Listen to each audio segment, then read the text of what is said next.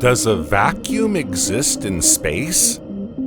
Just as amateur astronomers tend to point their telescopes at regions dense with stars and galaxies, astrophysicists and scientists have been slow to address the question of the void in space. In fact, although it's a fascinating question, little research had been done on the void in space until recently.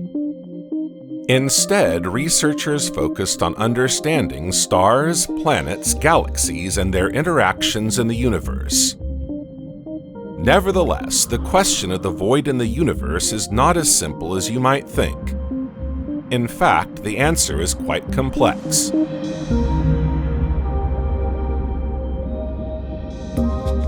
To begin with, you need to know that when we talk about the void, there can be several interpretations of this notion of emptiness. In other words, there are several forms of emptiness. There's the absolute vacuum, which probably doesn't exist, but we'll come back to that later. But there's also the vacuum of space, which occupies almost 90% of the volume of the observable universe. And the vacuum of space itself differs depending on whether we're talking about the galactic vacuum or the interstellar vacuum, for example. So yes, the void exists in space, but in different forms. How can there be a vacuum in space, you may ask? Vacuum is in fact all around us. It is the binder of the universe's great structures. The cosmological principle states that the universe is homogeneous and isotropic.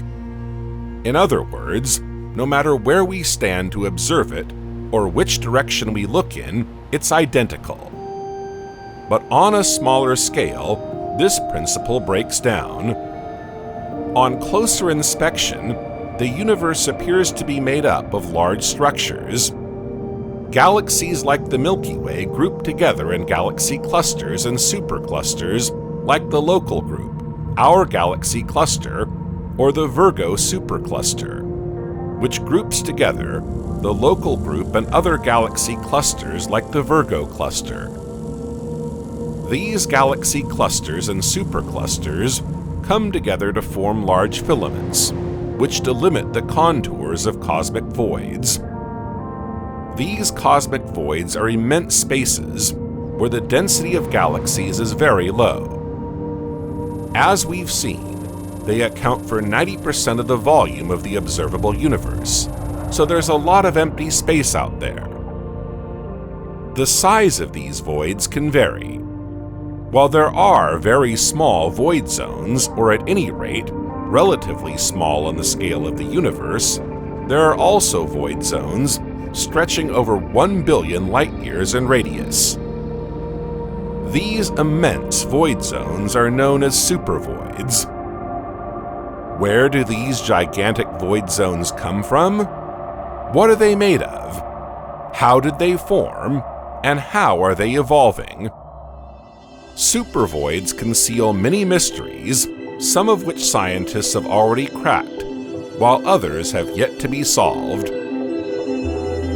Dear traveler, welcome. Today we're off to discover supervoids on a journey through the universe. But before you set off on your next adventure, make sure you like the video and subscribe to the channel so you don't miss a thing. Thank you, and fasten your seatbelt for immediate takeoff to discover all the mysteries of the gigantic voids of space.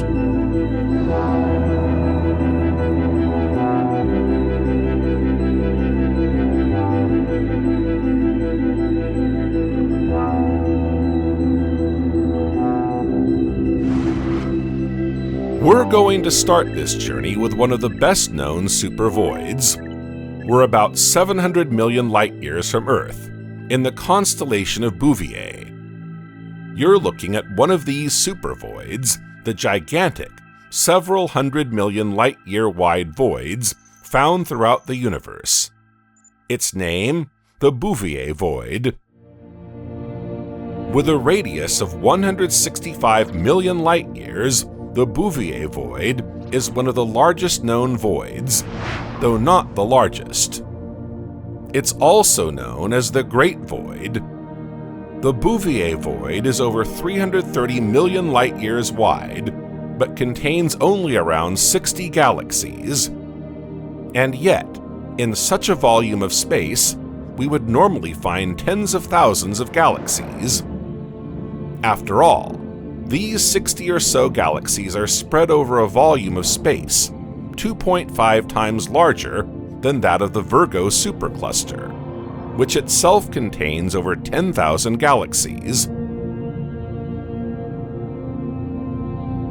Needless to say, these few galaxies are very far apart and therefore very isolated. So much so that according to American astronomer Greg Aldering, if the Milky Way were at the center of the Bouvier void, we wouldn't have known that other galaxies existed until the 1960s. This supervoid was discovered by American astronomer Robert Kirshner and his team in 1981 during a survey of galaxy redshifts. The astronomer detected a strange anomaly in a region of space located in the constellation du Bouvier. He couldn't believe his eyes. Incredible as it may seem, this region of space appeared to be empty. This super-emptiness was named the Bouvier void after the constellation in which it lies. Shortly afterwards, galaxies were discovered in this region of emptiness.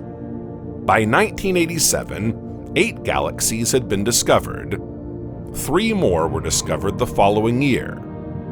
By the end of the 1990s, the Bouvier void was considered to contain just 60 galaxies, which still makes it, from a relative point of view, a strangely empty zone. Astrophysicists were quick to seek explanations for this anomaly.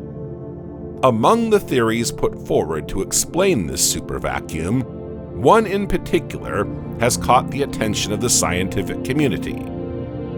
What if supervoids were in fact formed by the aggregation of smaller voids in the manner of soap bubbles coalescing to form larger ones? This theory has never been confirmed. In fact, few scientists today believe it to be the correct explanation for the formation of supervoids. Be that as it may, the Bouvier void has become the best-known supervacuum, even if other voids of even more impressive dimensions have subsequently been discovered.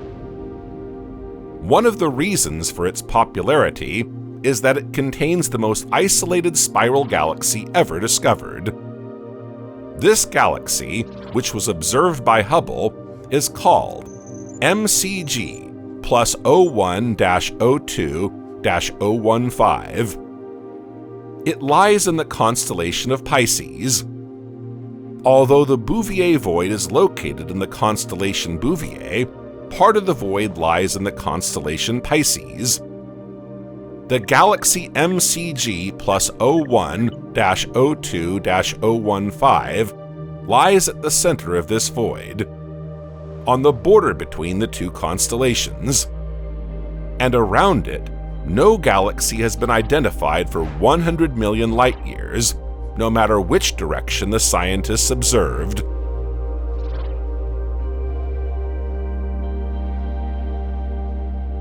The Bouvier void made news again recently in September 2023, with the discovery of an astonishing structure described as a bubble of galaxies. This bubble of galaxies appears on images as a spherical shell with a core composed of a supercluster of Bouvier galaxies, surrounded by the Great Bouvier void, and girdled by other superclusters and galactic filaments, such as the Great Sloan Wall.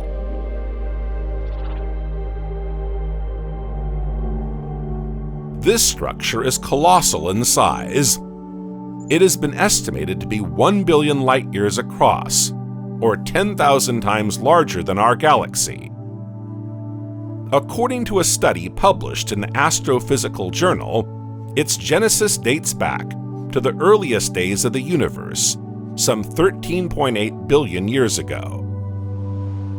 This impressive structure is located 820 million light-years from the Milky Way, in what astronomers call the near universe.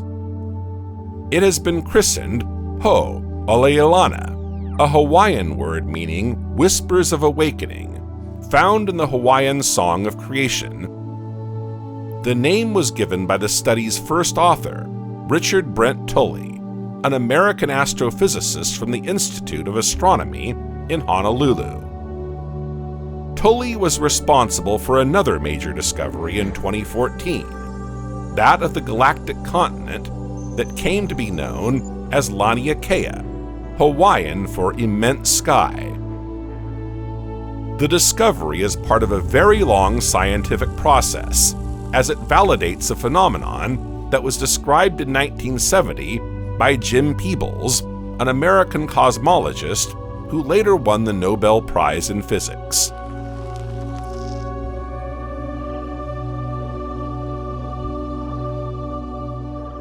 He postulated that the processes that govern the primordial universe, then made up of a plasma of particles and light, produced acoustic waves whose vibrations created bubbles with matter at the center. This process was interrupted 380,000 years after the Big Bang, freezing the shape of these bubbles. Then, driven by the expansion of the universe, these bubbles grew. This phenomenon, known as baryonic acoustic oscillation, had not yet been directly proven. In 2005, statistical analyses of galaxy catalogs had indirectly proven the existence of this phenomenon, but this is the first time that this bubble of galaxies has been directly observed. In addition to validating Jim Peebles' postulate, this discovery has helped to adjust the value of the Hubble constant. This constant is very important in cosmology, as it is used to calculate the expansion rate of the universe.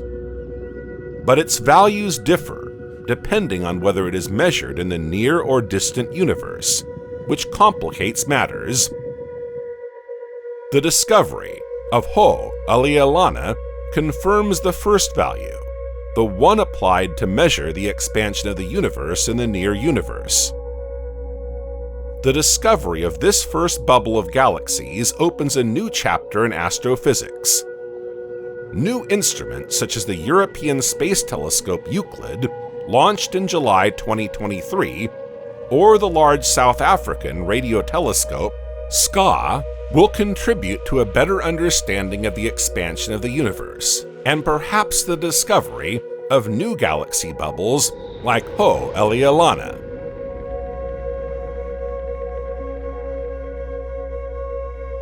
The Bouvier void was not the first void to be discovered. In fact, the first cosmic voids were discovered in 1978 by two astronomers from the American Kitt Peak Observatory in Arizona, Stephen Gregory and Laird Thompson. You may be wondering why void zones weren't discovered earlier, when they seem so obvious today. Quite simply, because to detect a void, you first have to map the space in which it exists. For a void is defined first and foremost by its boundaries, which are the filaments formed by the clusters of galaxies that have gathered in clusters around these voids. So, to detect the voids, we first had to map the sky, or at least the regions of the sky in which these supervoids are found. And to map the sky, it was first necessary to establish a catalog of galaxies. Once this catalog had been established, an algorithm could isolate and count the voids. For example, several hundred voids could be detected from a single survey of 1 million galaxies, carried out between 2009 and 2014. By mapping the sky, astrophysicists were able to highlight areas of cosmic void, or rather, regions apparently devoid of galaxies. The voids thus discovered vary greatly in size, but they are all rather immense. To give you an idea, the smallest voids detected are a few million light-years across, 10 times larger than our own Milky Way galaxy, which is only 100,000 to 200,000 light-years across. It's important to remember that back in the late 1970s, when the first voids were discovered, cosmological models were not the same as they are today. There were still very few surveys of galaxy distribution. Moreover, it was not yet known whether galaxies were homogeneously distributed or organized in structures.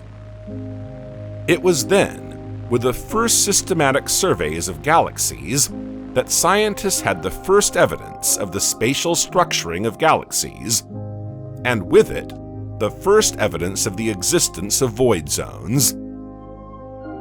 The discovery of cosmic voids at the end of the 20th century was a major step forward in establishing the current cosmological model. But we were still in the early stages of studying these mysterious voids. And today, the mysteries raised by the discovery of voids in our universe are far from being solved.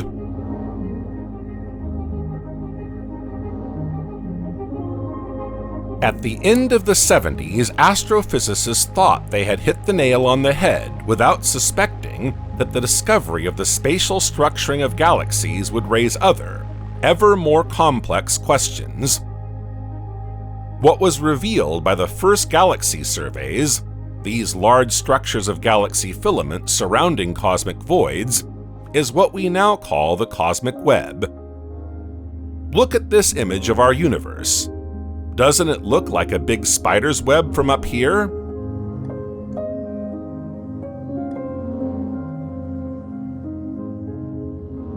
The filaments formed by the galaxy clusters are the spider's web, and the gaps are the holes in the web. In any case, scientists have found this image a telling one, and it's now the term used to designate the spatial structuring of galaxies and voids in the universe. Like in a spider's web, holes or voids are everywhere, in every direction. In other words, our universe is riddled with voids. Everywhere you look, you can see voids. Does this surprise you? Well, it's only natural. The mapping of our universe in dynamic or 3 dimensions has taught us that photographs taken by telescopes like Hubble in 2 dimensions can be misleading.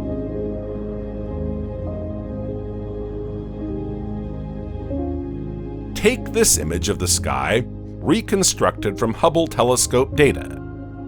You can see multiple points of light, which are the stars and galaxies, but you can't tell from this single image the distances between galaxies.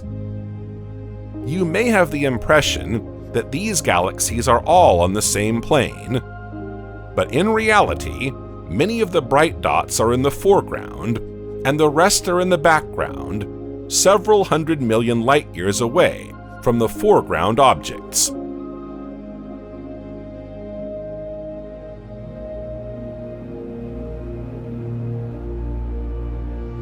The dots also appear luminous because among them are distant stars or galaxies that shine brighter than those in the foreground. See where we're going with this? The images we marvel at every day give us a misleading view of our universe because they don't tell us how these galaxies are distributed in 3 dimensions. Before the discoveries made at the end of the last century, astronomers believed that all galaxies were uniformly distributed throughout the cosmos. It's only recently that we've discovered that over time, under the influence of gravitation and the expansion of the universe, galaxies agglomerate into clusters and superclusters, taking the form of a vast cosmic tapestry. This cosmic tapestry is made up of spaces rich in matter and spaces that are almost devoid of it. Voids, great voids, or supervoids. The Great Void of the Bouvier is just one among many. Thousands of other voids have been cataloged since the late 70s. In fact, there are more voids than there are matter-rich zones. 90% of the volume of our observable universe is made up of voids. It's the void that runs the show, defining the shape of the cosmic web.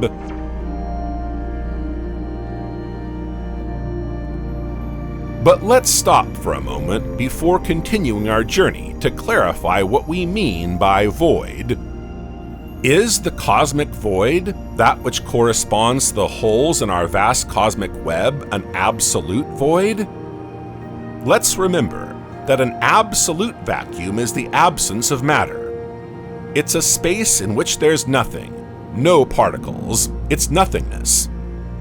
Let's also remember that the vacuum isn't necessarily a space where you can't see anything.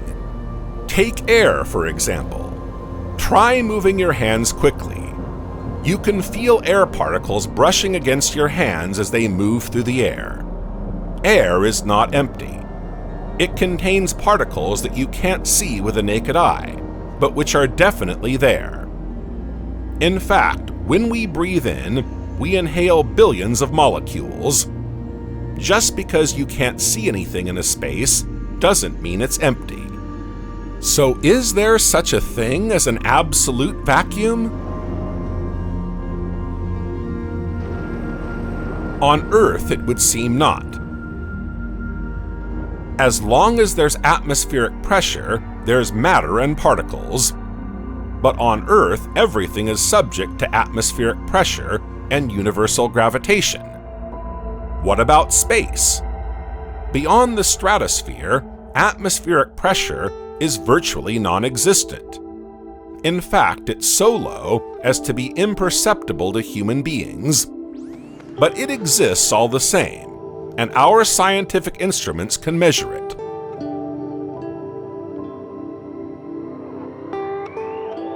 When astronauts leave the International Space Station, they don't feel that there are air particles all around them.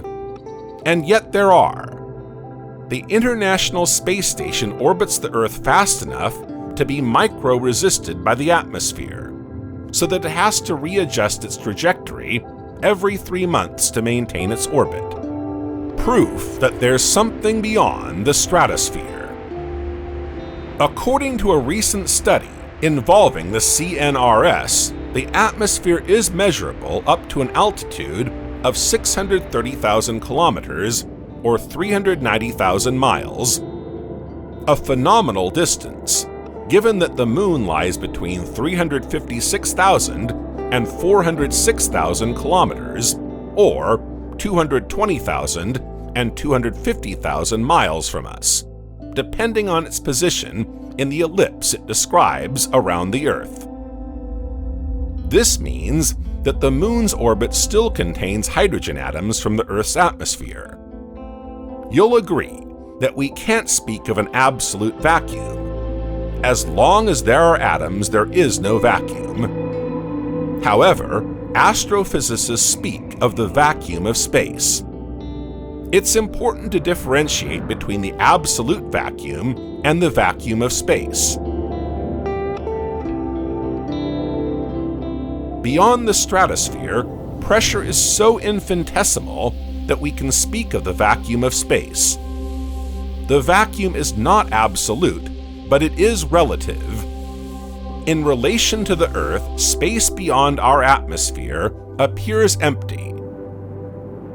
Let's take a look at some figures to better understand what we mean by a relative vacuum. The CNRS states that at an altitude of 60,000 kilometers, or 37,000 miles, the atomic density is 70 atoms per cubic centimeter. This is very low. On Earth, there are 53 billion molecules per cubic centimeter of air, and twice as many atoms. And yet, it's still higher than the atomic density of the so-called interplanetary vacuum. As a general rule, the higher you go above sea level, the thinner the air becomes, and the lower its atomic density. At an altitude of 10 kilometers or 6 miles, it is divided by 4 compared with sea level. In the interstellar medium, atomic density drops to 1 atom per cubic centimeter, and in the intergalactic medium, it can fall to less than 10 atoms per cubic meter. And yet, these intergalactic environments, poorly dense though they may be, are said to contain around half the mass of the universe.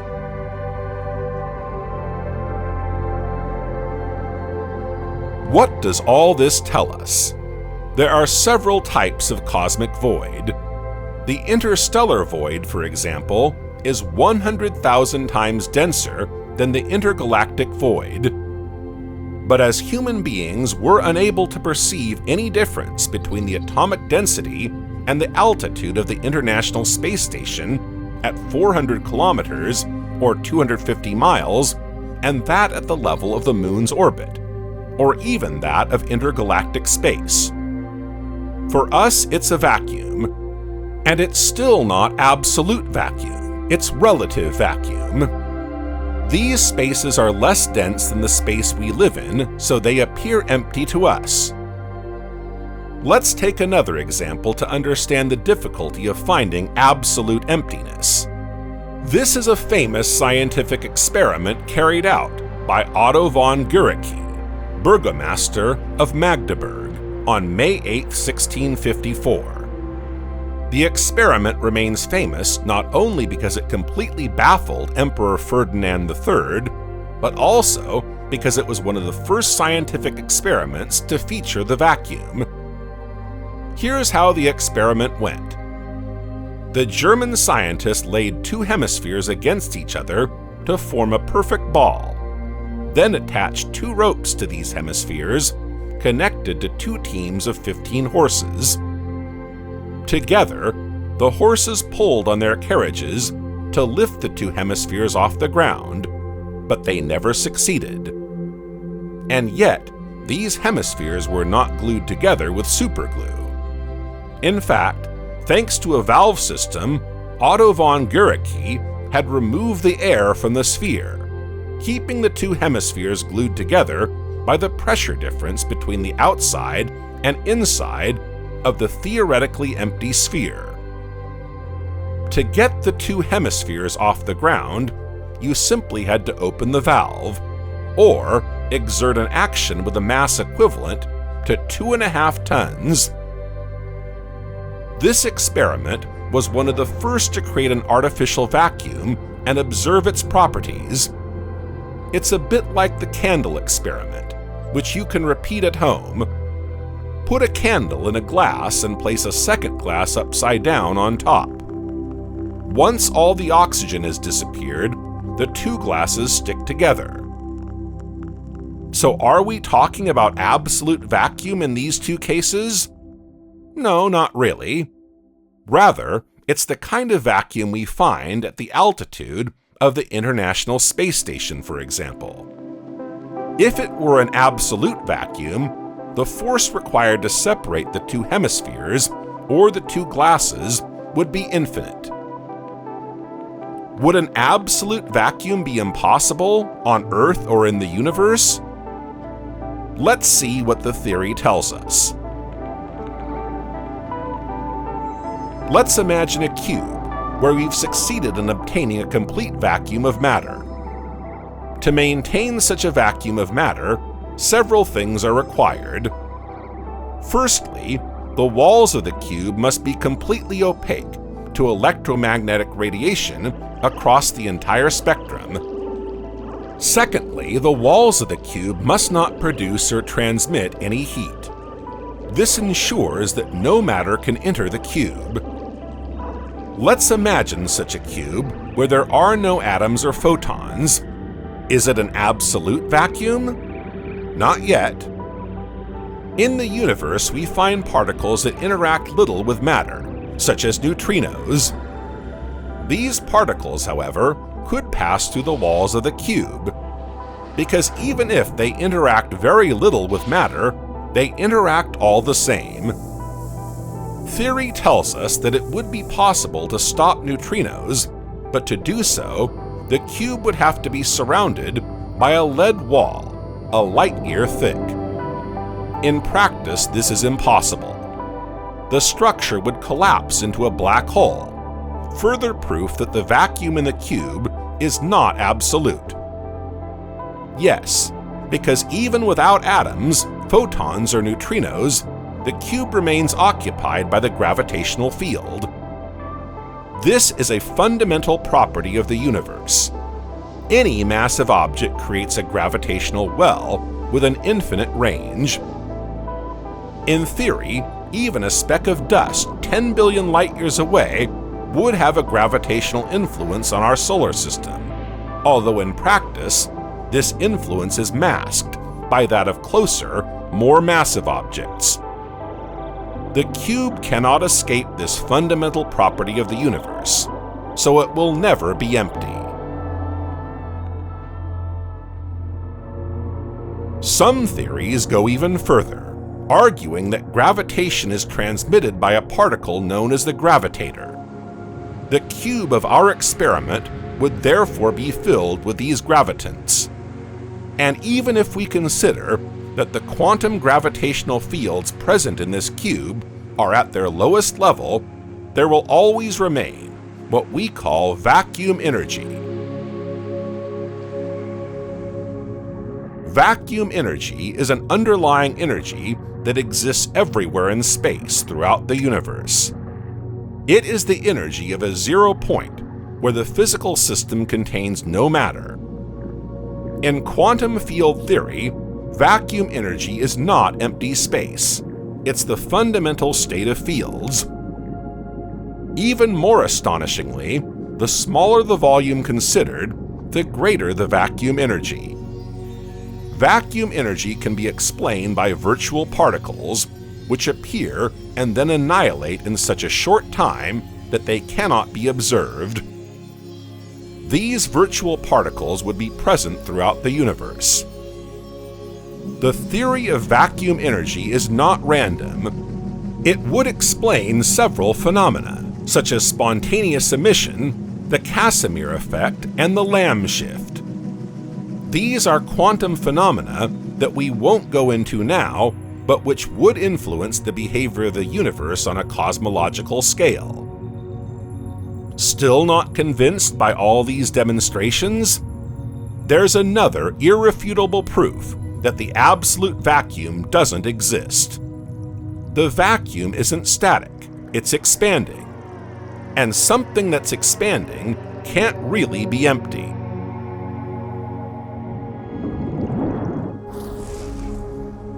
You've got it right. There's no such thing as an absolute vacuum. But then, when we talk about voids and supervoids, what are we talking about? The vast regions of emptiness we observe in our universe are not devoid of all matter. As in the Bouvier void, galaxies can be found there, albeit extremely scattered over a gigantic area. Supervoids are not empty in the sense that there is nothing there, but empty because they are much less dense than the rest of the universe. These regions of cosmic emptiness are at least 10 times less rich in galaxies per unit volume than our galaxy clusters. We can therefore define the void in the universe as an area where the density is 10 times lower than the average of the observable universe. According to the dark energy hypothesis, cosmic voids would contain less matter than the rest of the universe, but they would still contain something: dark energy. Physicists have estimated that nearly 70% of the universe's energy content is due to this component, which is neither matter nor radiation. Dark energy has never been directly observed. It is therefore a hypothetical form of energy.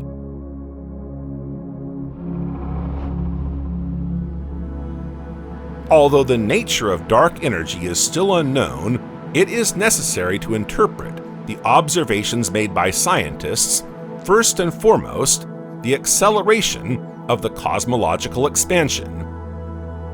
It could be a cosmological constant or a cosmological object in its own right, for example. In any case, its existence is not forbidden by the theory of general relativity. But how did astronomers come to suppose the existence of such a mysterious energy permeating our universe? It all began with the discovery that the universe was expanding. In the 1920s, Russian physicist Alexandre Friedmann and Belgian physicist Georges Lemaitre laid the theoretical foundations for the expansion of the universe, based on Einstein's general relativity. At the same time, American astronomer Edwin Hubble observed that the greater the distance between galaxies, the faster they were moving away from each other. This observation gave rise to Hubble's law in 1929. Hubble's law describes the expansion of space-time itself, not the motion of galaxies in the universe. It was also in the mid-1920s that the Big Bang theory was born.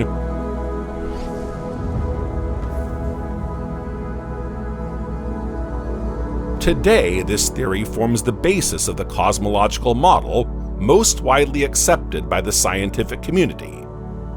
What does it say? According to the Big Bang theory, the universe was extremely dense and hot 13.8 billion years ago. Over the ensuing billions of years, it has evolved. It is expanding, but it is also being slowed down by the attractive force of gravity. In 1998, research teams revealed an inconsistency with this model. The light received from distant supernovae was weaker than expected. To explain these curious observations, the researchers assumed that there was some kind of vacuum energy, which had been accelerating the expansion of the universe for almost 6 billion years. This is when the concept of dark energy was born.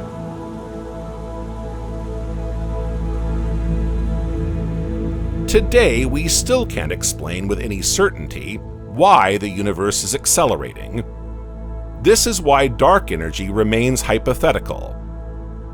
This component of the universe, unlike the gravitational force, would act as a repulsive force. Two hypotheses have been put forward. According to the first hypothesis, the density of dark energy may remain constant over time. Dark energy would then be a fundamental constant of nature, or what we call a cosmological constant. It can then be added to the equations of Einstein's general relativity. According to the second hypothesis, dark energy density could vary over time. If this hypothesis were confirmed, Einstein's theory would have to be revised in greater depth. And like all hypotheses, the concept of dark energy can also be wrong. We're now off to discover several of the great voids that surround us. Two supervoids are particularly close to us, the local void and the Boreal superlocal void. The local vacuum is so called because it lies right next to our local group, or at any rate, very close on the scale of the universe, for it has been estimated that the local void lies 75 million light-years from our planet. This virtually galaxy-free region was discovered by Richard Brent Tully and Rick Fisher in 1987. While its dimensions are unknown, researchers believe that the void is at least 150 million light-years wide and possibly up to 230 million light-years long. This void is divided into 3 sectors separated by points of vaporous filaments.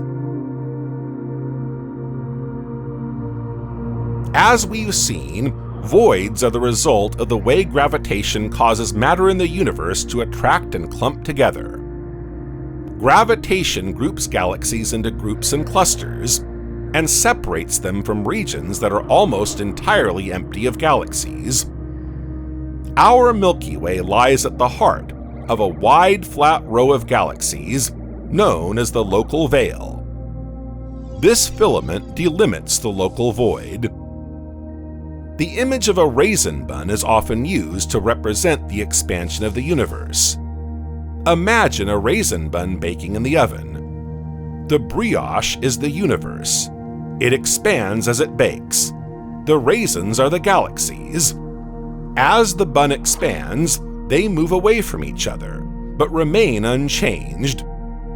We could add a third component to this telling image of the brioche with raisins.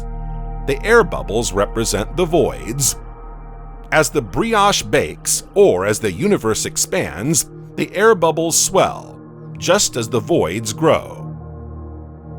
Scientists believe that the local void is growing, and that the local veil is moving away from the center of this void at a speed of 260 kilometers per second, or 160 miles per second. Concentrations of matter attract each other, creating a larger void from which matter can escape. Indeed, the larger the vacuum, the emptier it is. The emptier the void, the weaker the gravity.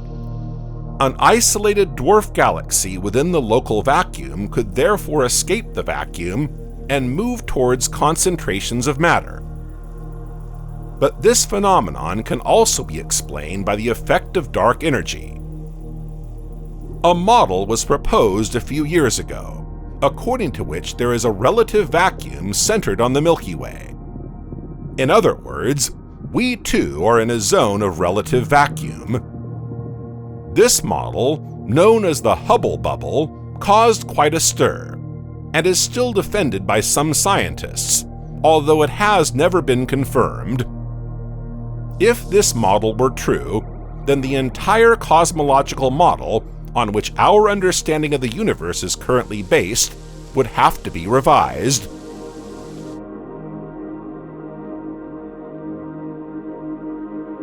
We have based our cosmological model on the principle of homogeneity and isotropy.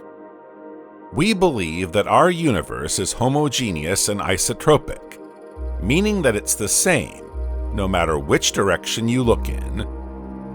From our point of view, we can understand the universe as it is. This principle of homogeneity and isotropy assumes that we do not occupy a particular position in the universe. This is the so-called Copernican principle. The Copernican model is opposed to the geocentric and heliocentric models that have prevailed since antiquity. According to the geocentric model, the Earth was immobile at the center of the universe, and the planets around the Earth followed complex trajectories on epicycles. When it was discovered that the Earth revolved around the Sun, the heliocentric model replaced geocentrism. This time the Sun was at the center of the universe, and the planets followed circular trajectories. This model was disseminated by Copernicus, then expanded by Galileo, who discovered that the planets formed ellipses around the Sun, not circles. Now we know that the Sun is no more at the center of the universe than the Earth is. In fact, the Sun is a star like any other. It lies among at least 100 billion other stars in our galaxy, just as our galaxy is one of some 200 billion galaxies in the observable universe. This more realistic model is the one that prevails today, but it raises questions and forces us to invoke an accelerated expansion of the universe, and therefore the existence of dark energy. That's why some physicists have gone so far as to question this basic postulate. What if we found ourselves in a region of the universe slightly less dense in galaxies than the rest of the universe? In other words, in a region of relative vacuum. This hypothesis would explain our perception of accelerated expansion without the need to invoke some form of new energy to explain this movement. This is the Hubble bubble.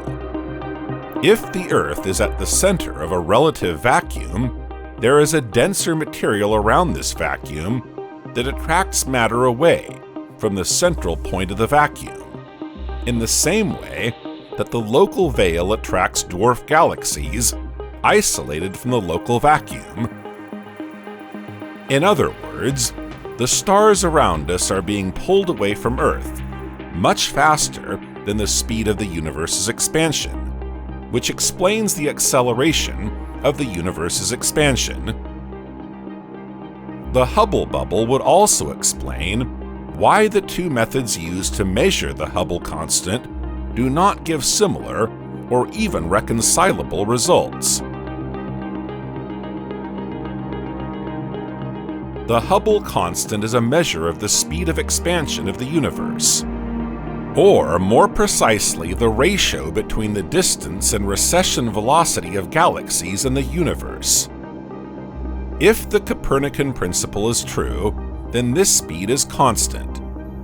Wherever it is measured in the universe, we should obtain the same value. But this is not the case. The first method used to measure the Hubble constant uses the cosmic microwave background as a benchmark, while the second is based on supernovae, which appear sporadically in galaxies and are easily observed by their brightness.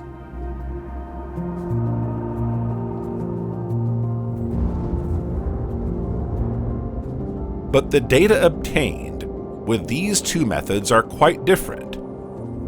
The first method gives a value of 67.4 kilometers, or 42 miles per second, per megaparsec, which means that the universe expands by 67.4 kilometers, or 42 miles per second faster every 3.26 million light-years. The second method gives a value of 74 kilometers per second per megaparsec, or 46 miles per second per megaparsec. One more mystery to solve in the quest to understand our universe.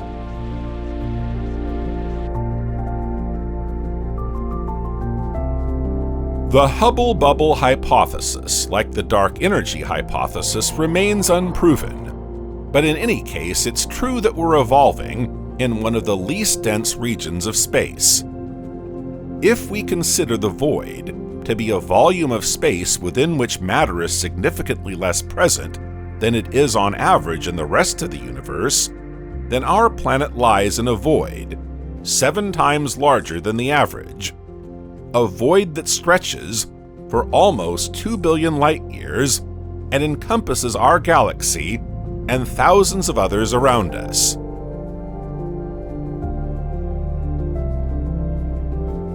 It's called the KBC Vacuum.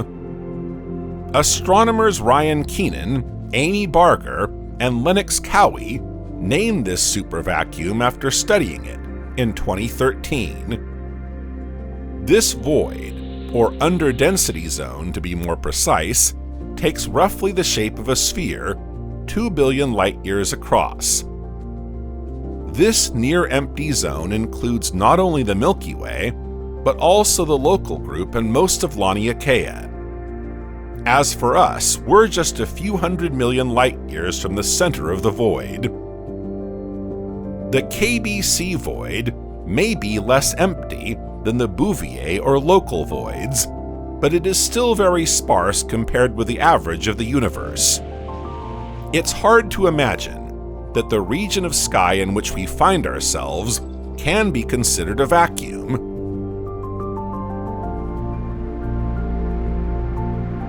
After all, the KBC void is home to the Milky Way and the local group, a group of more than 60 galaxies, including our own, stretching over a diameter of 10 million light-years.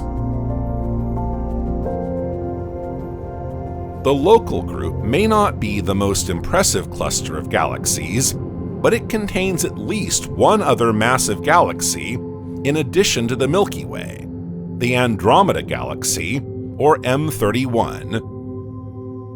Like the Milky Way, this is a spiral galaxy. It is even more massive than our galaxy, with a diameter of 220,000 light-years, and contains 1,000 billion stars, which has led to it being mistaken for a nebula. These two galaxies are not isolated. They are separated by around 2.5 million light-years, which is still close on the scale of the universe. In fact, they are so close that in 4.5 billion years' time, they will collide. Our galaxy and the Andromeda Galaxy are approaching each other at over 400,000 kilometers per hour, or 250,000 miles per hour. The KBC void also contains the Virgo cluster, a gigantic cluster of galaxies comprising 1,300 to 2,000 galaxies. Larger than the local group and its 60 or so galaxies, the Virgo cluster is but a drop in the ocean next to the Virgo supercluster, also contained in the KBC void. The Virgo supercluster, or local supercluster, encompasses the Virgo cluster at its center and the local group. We could go on and on. The KBC void contains a good part of Laniakea, a veritable galactic continent that encompasses not only the Virgo supercluster, but also the Hydra Centaur supercluster and the Indian Peacock supercluster.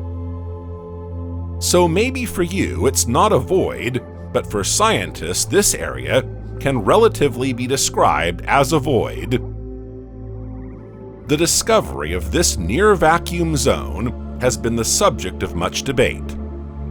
The question is whether its existence is compatible with the current cosmological model, the standard Big Bang model, also known as the concordance model, or lambda CDM. CDM stands for cold dark matter. This model is the most widely accepted because it is the simplest model that can account for the properties of the observable universe. In other words, it's the only model that can provide a simple explanation, not only of the existence and structure of the cosmic microwave background, but also of the large-scale structure of galaxy distribution and the expansion and acceleration of the universe. It is also the simplest model to explain the abundance of nucleons and light elements in the universe, such as hydrogen, helium, and lithium. This model assumes that the theory of general relativity correctly describes gravity. It emerged in the late 90s at a time when the scientific community was struggling to find a consensus on the composition of the universe's energy densities. Some scientists believe that the KBC vacuum cannot exist in the universe as described by this model, but others believe that such a supervacuum, however immense, is entirely consistent with this model. The debate is still going on. In concrete terms, what difference does it make to us to know that we're at the heart of a zone with a density well below the average for the universe? For scientists, a great deal, as it may explain, for example, why we have a higher local Hubble constant. For us, not much apart from the fact that our night sky is slightly darker than on other planets located in other parts of the universe.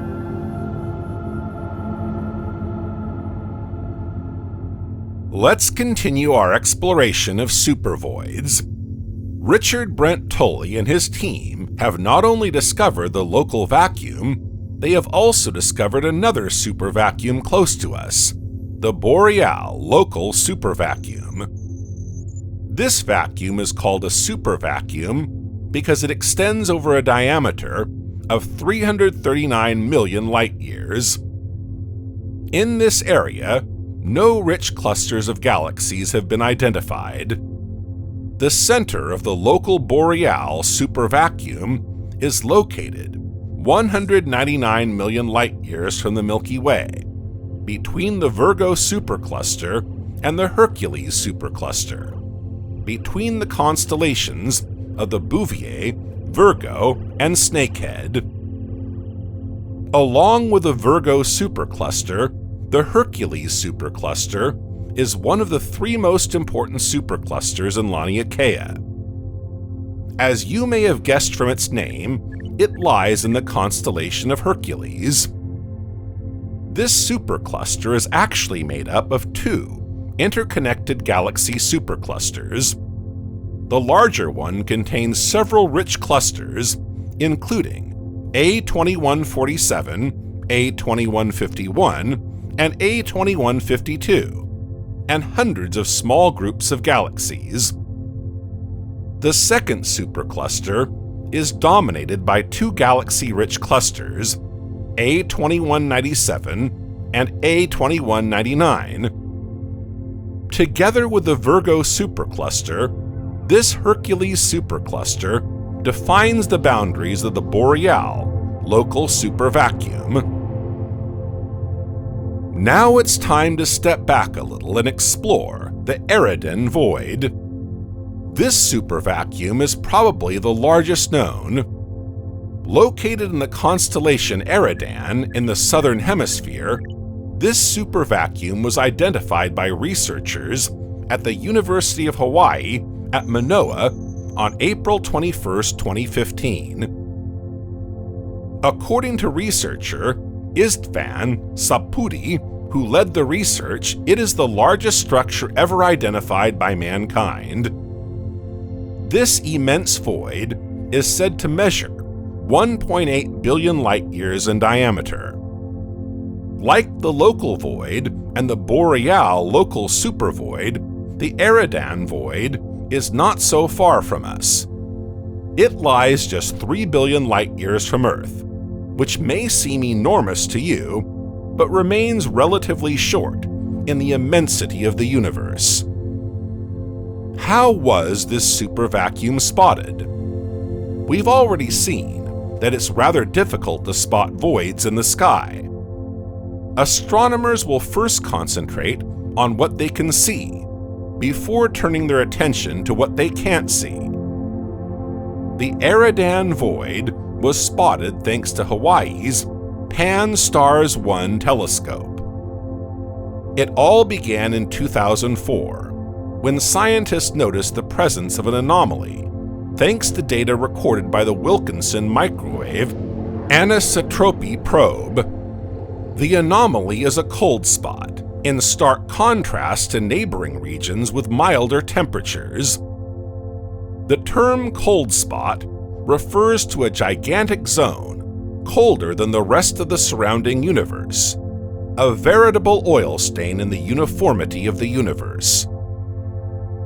To better understand why this discovery astonished the scientific community, we need to go back to the very beginnings of our universe, the famous Big Bang. For a time, the young universe was a soup of electrically charged particles that held light captive. This is known as the Dark Ages of the universe. When the first atoms were formed, light was released.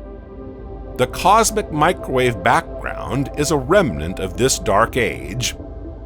It is normally fairly homogeneous, with the exception of the famous cold spot. Many hypotheses have been put forward to explain this cold spot. Had another universe been discovered? Had we made a miscalculation? Was it a black hole? The answer was simpler. It was in fact a supervacuum, the Eridan supervacuum. Scientists hypothesized that there was such a huge void there that it slowed down the power of light, and therefore the circulation of heat. As they pass through the void, light rays gradually weaken, and in the case of such a supervacuum, it takes hundreds of millions of years for light to travel through it. But then scientists realized that the vacuum itself couldn't be the only explanation for the coldness that had been detected. Voids aren't really empty, they're simply less dense than the rest of the universe. According to Andres Kovacs, a scientist involved in the study, the Eridan supervacuum contains around 20% less matter than our part of the universe. This means there are almost 10,000 galaxies missing from this part of space. This may partly explain its unusually low temperatures, but only partly, for the mystery is far from solved. Scientists are now seeking to understand how the vacuum formed itself. Here again, dark energy may well have a role to play. However, the hypothesis of a parallel universe has not been definitively ruled out. Some scientists believe that this cold spot could be proof of the presence of parallel universes. Some even support the controversial hypothesis that there are billions of universes just like ours.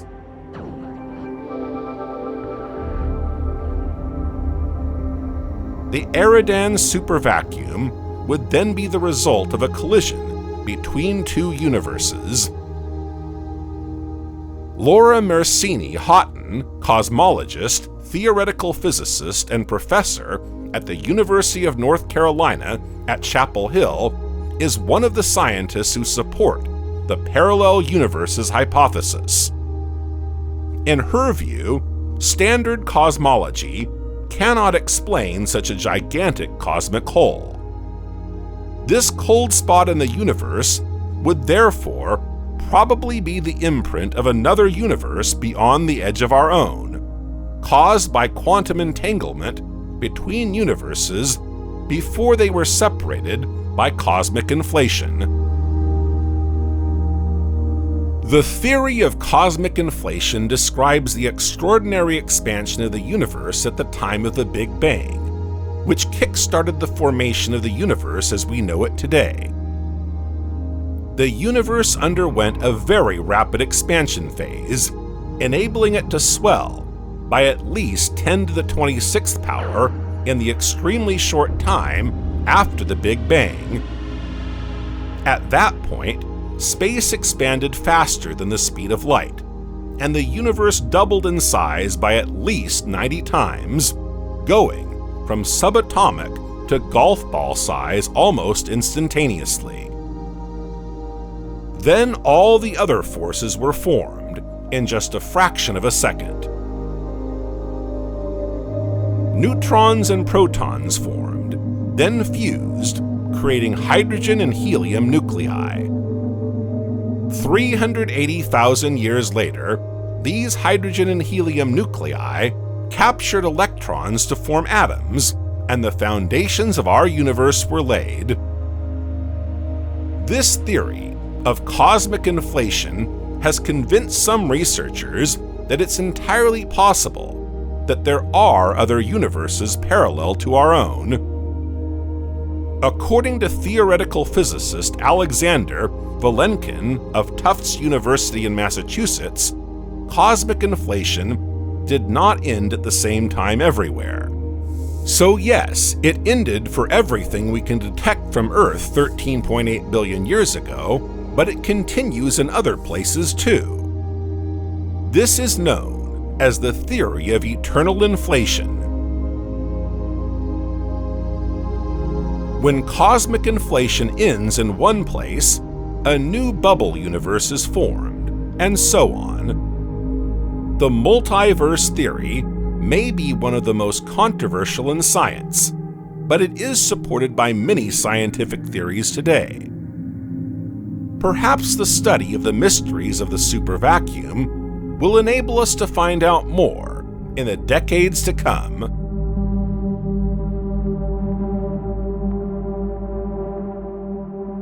Let's continue our exploration of the supervoids of our universe.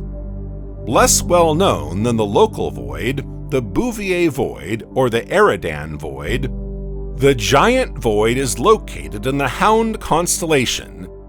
It's also known as the Hound supervoid, or ARLP36. After the Eridan void, it is the second largest void confirmed to date, and the largest in the Northern Hemisphere. Its diameter ranges from 1 to 1.3 billion light-years. The center of the void is located 1.5 billion light-years away. This supervacuum was discovered in 1988. It contains 17 galaxy clusters concentrated in a spherical area. These galaxy clusters have no interaction with each other, which shows that the density of the clusters is very low.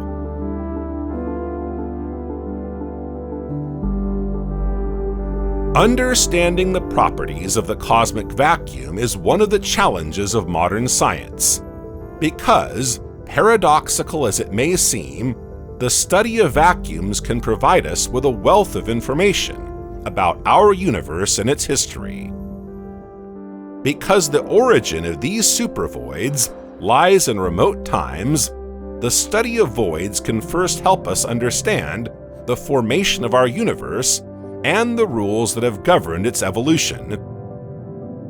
It would seem that in the primordial universe, small irregularities, small variations in density, were formed and then amplified to become the immense zones of relative vacuum we know today. Studying voids will enable us to understand how these zones of density, which form the galaxies, and these zones of subdensity, which gave rise to these immense voids, were formed. Studying voids will also help us understand how the great structures of our universe were formed. Is it because of their presence that galaxies group together in clusters and filaments, forming the cosmic web we see today on dynamic maps of the observable universe? Or, contrary to popular belief, are voids the consequence of the structuring of galaxies into clusters, superclusters, and then filaments of matter? But above all, the study of voids could also provide us with the information we're lacking on the famous dark energy that lies behind the expansion of the universe. Dark energy would explain why the expansion of the cosmos has been accelerating for some 7 billion years without our having to modify Einstein's laws of general relativity. But its existence remains hypothetical, and scientists are still looking for real evidence to validate its existence. Supervoids are the ideal laboratory for testing models of dark energy and modified gravity, which would replace general relativity. Cosmic voids, which make up 90% of the volume of the universe, contain very little matter and could be composed mainly of dark energy. Logically, these are the first elements to be observed if we are to find evidence of the existence of this mysterious energy. Studying cosmic voids is also a good way for scientists to measure the evolution of the expansion of the universe. Let's imagine we're trying to compare the apparent extent of a void in depth with its extent on the sky. The former is given by the speed at which the galaxies that delimit it are moving away, and the latter by the distance on the sky between these galaxies. According to the cosmological principle that the universe is homogeneous and isotropic, cosmic voids should resemble balls. These two expanses are then equal on average.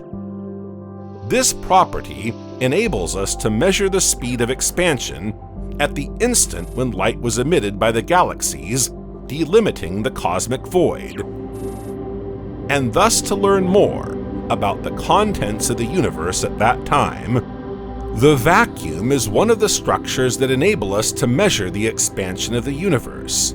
But there are others, such as the acoustic oscillations of primordial plasma, structures even more immense than supervoids.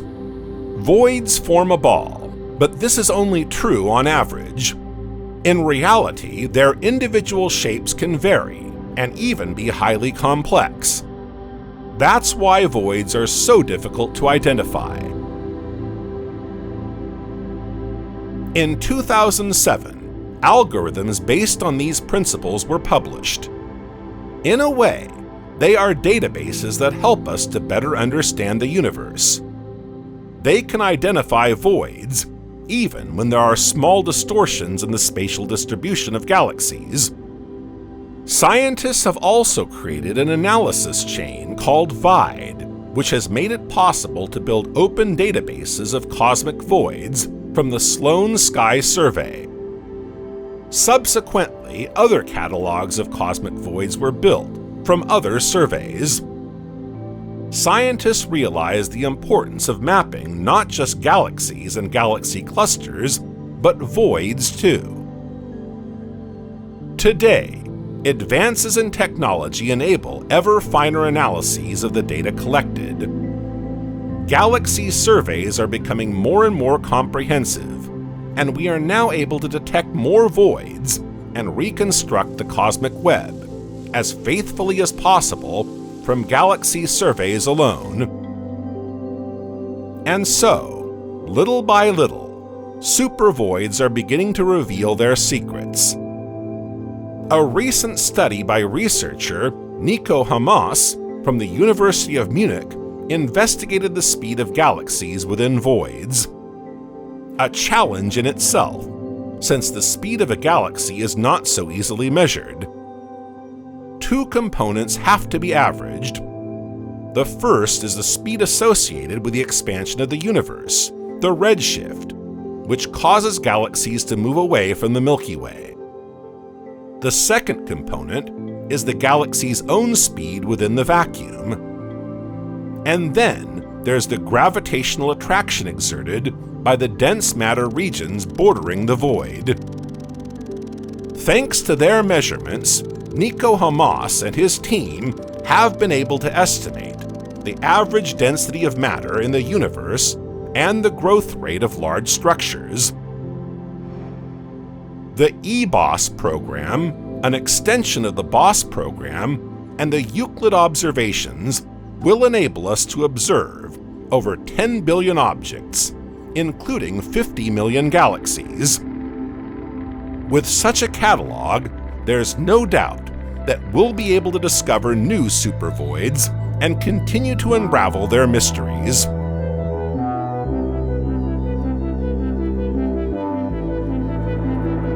In short, the study of vacuums can provide us with many new insights into our universe and its secrets. The next step in the study of voids is to identify voids that are ever more distant from us. For the more distant regions of the sky we observe, the younger the universe becomes.